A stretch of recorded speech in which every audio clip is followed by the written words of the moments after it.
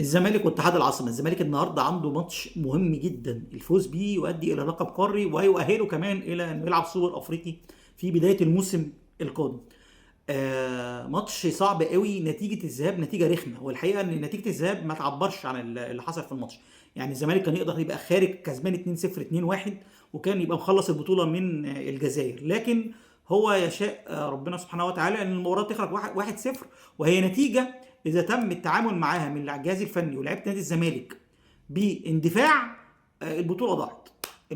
النتيجه دي عايزاك تبقى عقلاني وتلعب بهدوء، وتلعب حتى لو 0-0 لغايه الدقيقه 90، فانت لسه عندك امل ان في كوره ترجعك الماتش تاني.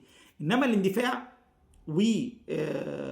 والسرعه والتوتر الزياده هيؤدي ان ممكن اتحاد العاصمه يخطف جون، وفرق شمال افريقيا مشهوره بالموضوع دوت، والجون معناه انك ترد بثلاثه.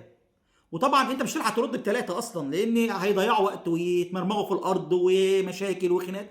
ولكم في مباراه الاهلي والترجي في ربع النهائي دوري الابطال عبره. الاهلي اتغلب 1-0، نفس السيناريو، اتغلب 1-0 من الترجي هناك. نزل الشوط الاولاني، عايز اقول لك عمل من الترجي سجاده ينفض فيها، بس ما كان ذكاء لعيبه الترجي في الشوط الثاني، قدروا ان هم يجيبوا جون فيوتروا لعيبه الاهلي، فيندفع لعيبه الاهلي فيجيبوا الثاني ويجيبوا الثالث وخرجوا الاهلي بثلاثيه.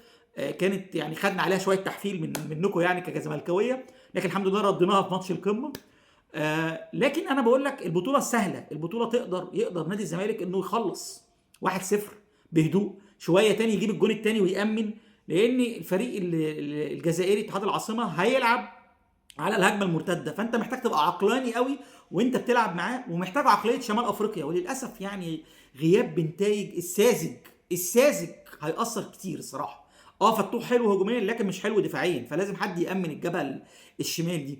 الى جانب كمان ان الباك اليمين بيلعب بمحمد اسماعيل بدل عمر جابر ومحمد ابراهيم، فالزمالك لازم ياخد باله قوي، وان شاء الله الزمالك يكسب. يعني انا والله بتمنى الفوز نادي الزمالك انه يفوز بالبطوله ديت، بطوله بذلوا فيها جهد ووصلوا لاخر مباراه فيها، فان شاء الله التوفيق يبقى حليف نادي الزمالك النهارده ويقدر يفوز بالبطوله.